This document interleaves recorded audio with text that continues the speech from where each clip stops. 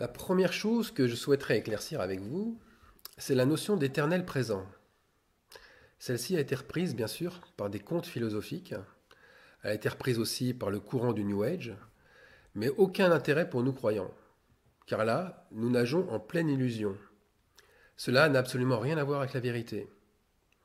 Pourquoi l'éternel présent est bien plus qu'un concept nouveau, que c'est bien plus qu'une théorie qui renverrait tous ceux qui ne sont pas un télo au placard?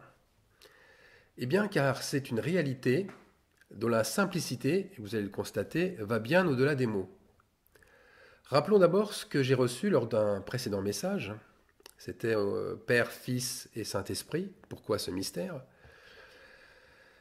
Eh bien, je vous rappelle que Dieu conjugue toujours au présent de l'indicatif, car c'est un ordre temporel. Et cet ordre, il l'a donné. Il l'a donné à Moïse lorsqu'il s'est présenté devant lui, comme le Je suis. Et on lit ça dans Exode 3, 14, 15. Tu parleras ainsi aux enfants d'Israël. Voilà mon nom pour l'éternité. Voilà mon nom de génération en génération. Celui qui s'appelle Je suis m'a envoyé vers vous. Je suis. Je suis n'est pas un nom temporel et occasionnel, en attendant d'en révéler un autre, par exemple. C'est un nom qui cache un mystère beaucoup plus profond. En regard à ce que l'Esprit Saint nous a révélé, nous pouvons y voir un présent parfait. Un temps qui se fige dans l'espace ou dans l'histoire, mais aussi paradoxalement, c'est une heure arrêtée qui évolue.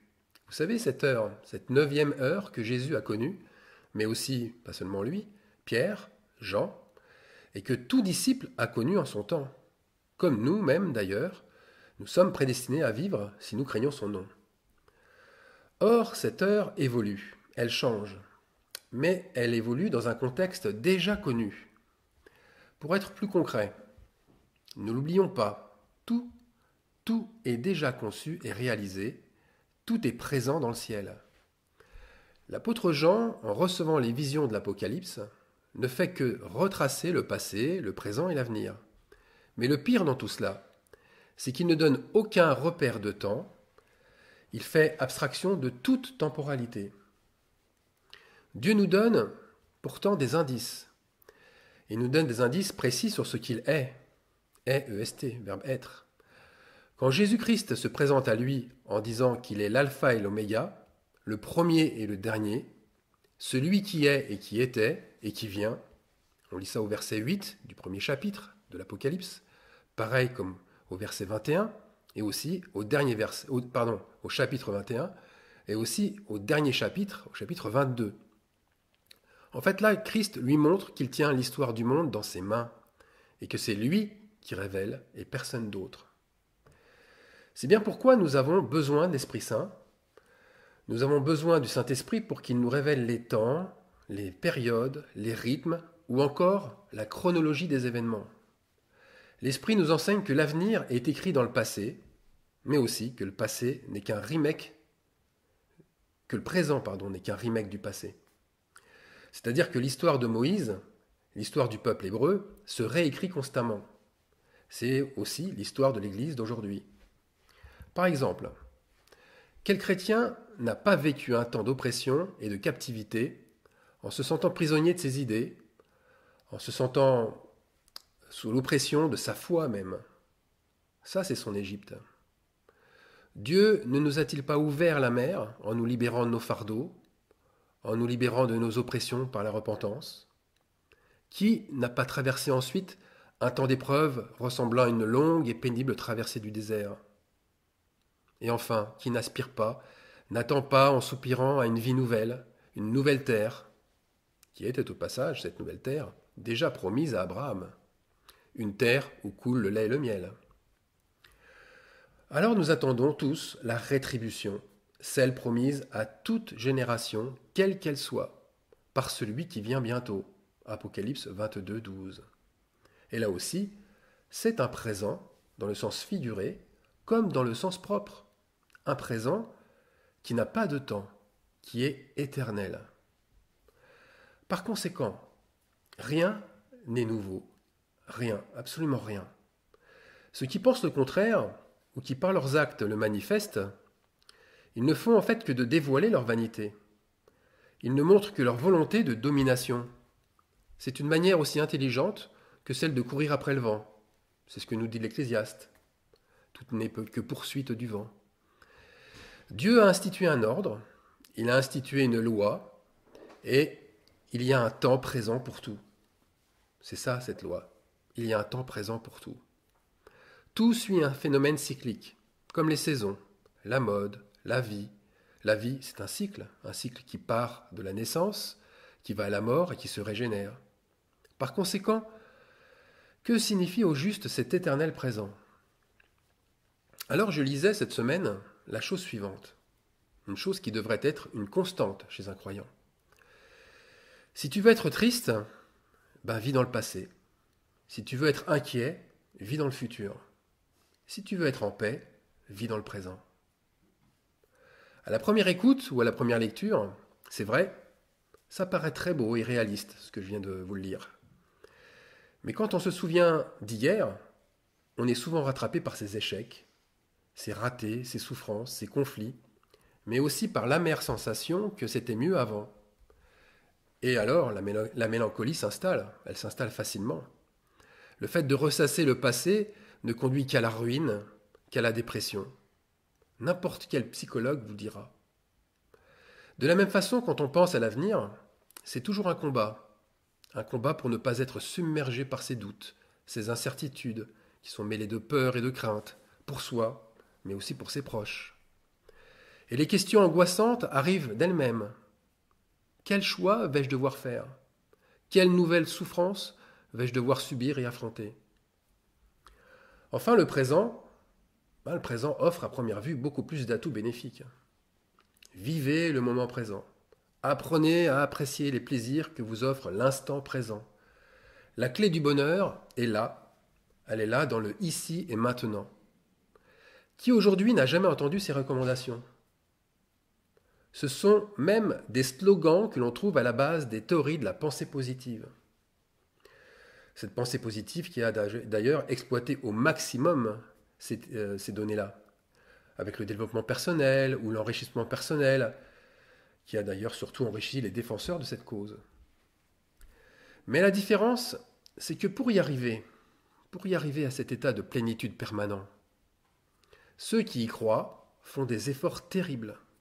Ou bien, ils suivent des cours de relaxation, ils s'inscrivent à des séances de sophrologie, ils pratiquent le yoga, la méditation ou d'autres thérapies religieuses du même genre. On leur apprend à fixer leur attention, à ne visualiser que le positif, à imaginer le plaisir et à contrôler leurs émotions. Alors la tristesse, l'inquiétude, elles peuvent disparaître, c'est vrai, mais momentanément. Et la paix peut, elle aussi, s'installer, mais provisoirement. Pourtant, Dieu nous demande-t-il de faire des exercices spirituels, d'adopter une posture libératrice pour atteindre la paix? Sûrement pas. Il nous donne une paix différente du monde. En tous les cas, la paix, c'est ce qu'un croyant devrait connaître 24 heures sur 24, H24 comme diraient les jeunes aujourd'hui. Alors pourquoi lui aussi n'y arrive-t-il pas? Pourquoi le croyant est comme les autres? Pourquoi vit-il un même échec alors que l'Esprit Saint, lui, devrait le lui transmettre? C'est bien que le courant est coupé, non? Ou pour employer un terme plus biblique, c'est bien qu'il manque l'huile, l'onction. Et ce n'est pas le fait de méditer qui va changer les choses. Sauf bien sûr si votre méditation est sur la parole. Alors, si ce que je vous annonce provient de l'esprit, écoutez-le plusieurs fois pour prendre conscience de la profondeur de ce qu'est l'éternel présent. Car la méditation, la vraie, c'est celle-là. Réfléchir, approfondir les choses pour prendre une décision et pour agir. Alors soyons honnêtes, quels sont les croyants qui ne jouent pas au yo-yo avec cette paix? Un coup je l'ai, un coup je l'ai plus. Si je reçois du Saint-Esprit autant de messages, n'ont-ils pas pour but de révéler justement ce manque de paix, ou pour montrer ce que fait son absence, ce que signifie son absence, ou encore ce qu'elle procure cette paix comme autre fruit? Pourquoi la paix est-elle si importante? Eh bien parce que la paix rime avec le retour du Seigneur, tout simplement. Jésus qui revient en nous, c'est sa paix. Pour un an de grâce seulement? Croyez-vous que c'est justement pour une seule année? Bien non, pour un présent de grâce éternelle. Par conséquent, écoutons l'apôtre Pierre qui nous donne une parole de méditation. 2 Pierre 1,4. Soyons participants à la nature divine en fuyant la corruption qui existe dans le monde par la convoitise. Pierre insiste encore dans son épître en disant « Si vous ne l'avez pas fait, eh bien faites tous vos efforts pour joindre, c'est-à-dire pour mettre bout à votre foi la vertu. » La vertu. Je reviens encore sur son sens. Mais ce sont des œuvres de justice. Ce qui veut dire que sans nos œuvres, sans vos œuvres de justice, la vertu, où se trouve notre foi? La force sera de constater qu'elle n'existe pas, qu'elle n'est qu'illusion. Le vrai combat de la foi, ce n'est assurément pas ce qu'on entend régulièrement dans les églises, qui ne vous renvoie qu'à vous-même, en faisant bien attention à soigner votre apparence. Faites ceci et vous irez mieux. Faites cela et vous serez bénis. C'est aussi de la pensée positive. Alors résultat, eh bien aujourd'hui, les croyants font le grand écart entre la foi et la vertu. Beaucoup ont de grandes théories sur la foi. Ils sont incollables sur les versets qui en parlent. Mais voilà, ils n'ont aucune vertu. C'est ce que leur reproche Jésus à son retour. Luc 18,8. Quand le Fils de l'homme viendra, trouvera-t-il la foi sur la terre? Jésus n'a pas dit « trouverai-je des croyants avisés, qui connaissent ce qu'est la foi, qui ont le bon credo sur la foi ?» Ça, c'est pas moi qui le dis.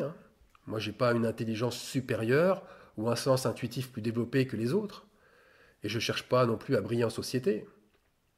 Si j'insiste sur l'absence de vertu, c'est parce que c'est un éternel problème. Et je dirais même plus, c'est un éternel présent. Pierre, qui en parle dans son épître, ne fait que répéter ce que les prophètes disaient autrefois à leur roi ou au peuple. Et moi, c'est pareil, je ne fais aussi que de répéter l'éternel problème. En fait, c'est pour que vous compreniez que tout est lié. Tout va ensemble. Votre inquiétude, votre tristesse et votre foi sont liés. L'inquiétude va avec la tristesse et avec le manque de foi. Les trois ne font qu'un. Et les trois vous montrent ensemble le problème présent. Ce problème n'est pas en fait votre problème à vous tout seul, puisqu'il est le problème récurrent aux croyants de tous les temps. Et je pense que maintenant vous saisissez peut-être mieux ce que signifie l'éternel présent. C'est un présent qui se répète de génération en génération. Tant que la vertu ne sera pas manifestée, la paix, la joie, la foi aussi, bref, cet état de plénitude ou d'éternel présent sera toujours une pensée ou au mieux un état passager, mais jamais un acte figé dans le temps, une position stable en Christ. La vertu, eh bien cette vertu, seul un repenti peut la manifester. Je ne parle pas d'un repenti qui ressent des remords, mais d'un repenti ayant reçu l'esprit de repentance. En grec, ça se dit métanoéo, c'est une onction. Alors pourquoi? Pourquoi? Parce que l'onction ne vous montre plus le monde extérieur de la même manière. Le repenti voit avec le regard de Dieu, donc il voit une réalité éternelle qui n'est que présent. Présent là, devant lui, mais surtout en lui. Rappelez-vous le miroir. Le repenti ne voit plus sa propre image. Il ne voit pas son image dans la vitre, une image idolâtrée, mais il voit distinctement son être intérieur sale qu'il a lavé et qui lui permet alors de voir l'extérieur comme la réalité. Et cette réalité, c'est celle de Dieu. C'est une réalité intemporelle qui vient de l'éternel, donc de Dieu, et qui demeure donc présent. Vous voyez, tout se rejoint et la boucle est bouclée. La repentance, ce deuxième tonnerre, Eh bien, il tonne partout dans la Bible, et avec tout le monde, avec tous les peuples, sans exception, que ce soit le peuple hébreu, égyptien, assyrien, judéen, samaritain, romain, etc. La repentance est un éternel présent, comme un éternel recommencement. Car la repentance, c'est ce présent qui se répète de génération en génération, donc éternellement. Moi, ce présent, excusez un petit peu le jeu de mots facile, ce présent, je le prends comme un cadeau du ciel, un présent de Dieu.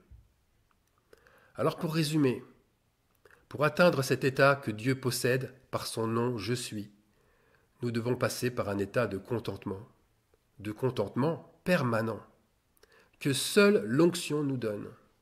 Rien d'autre ne peut nous donner cela. Alors pourquoi est-ce si important d'atteindre cet état?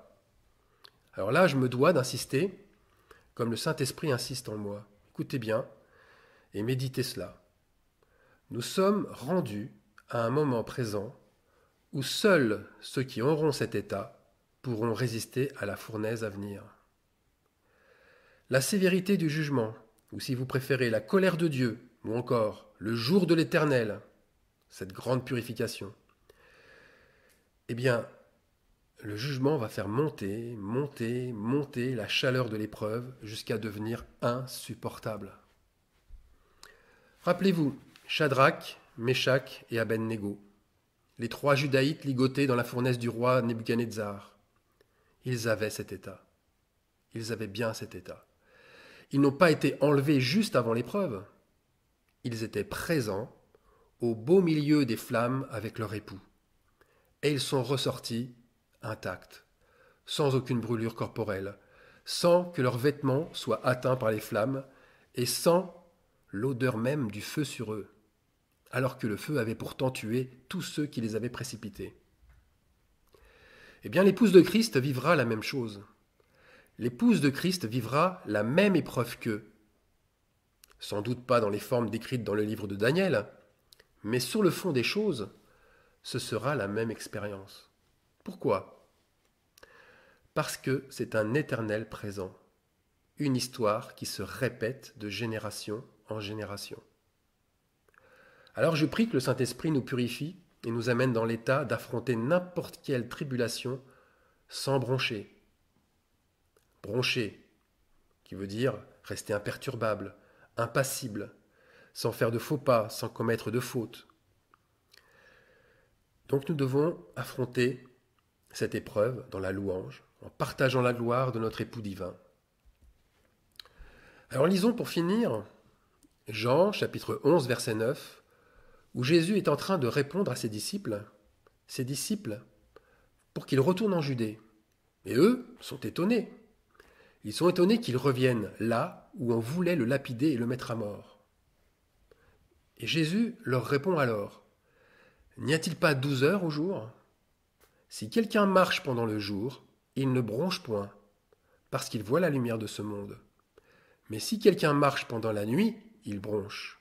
Il bronche parce que la lumière n'est pas en lui. » Alors pour illustrer ce verset, je voudrais juste raconter une expérience que j'ai vécue il y a pas mal de temps.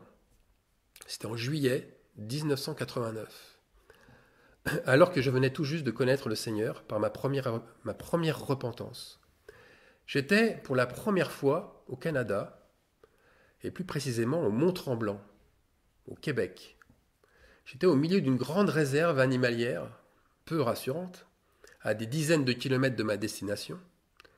Je marchais là, seul, sur le bord de la route, dans la nuit, et je louais le Seigneur, étant certain qu'un véhicule arriverait et s'arrêterait pour me prendre en stop. Pourtant, j'entendais plein de bruits, sauf des bruits de voitures, bien sûr, mais par contre, des bruits nouveaux, d'animaux. Je savais bien qu'il y avait des ours, des loups dans cette réserve, mais j'avais ma Bible avec moi. Ma Bible que j'ouvris, et la lumière de ma lampe de poche tomba alors sur ce verset de Jean 11, 9. Si quelqu'un marche pendant le jour, il ne bronche point, parce qu'il voit la lumière de ce monde. Mais si quelqu'un marche pendant la nuit, il bronche, parce que la lumière n'est pas en lui. Dans ce Mont-Tremblant, Je ne tremblais pas. Je ne bronchais pas moi-même. Je marchais paisiblement dans un état de contentement total. Quelques minutes plus tard, un véhicule, l'unique véhicule, arriva à ma hauteur et s'arrêta. Le conducteur n'allait pas là où je devais aller, mais de lui-même, il se proposa de faire le détour. Pourquoi ai-je été amené à vivre une telle expérience? Pour mettre ma foi à l'épreuve? Je crois pas, non. Je crois que c'était pour confirmer ce que j'ai cru au plus profond de moi. Ce que j'ai cru au plus profond de moi cette nuit-là, c'était que la lumière brille en moi parce que je ne bronche pas dans la nuit. Alors répétons cette prière. Prions que le Saint-Esprit nous purifie et nous amène dans cet état de pouvoir affronter n'importe quelle tribulation sans broncher dans la nuit. Amen.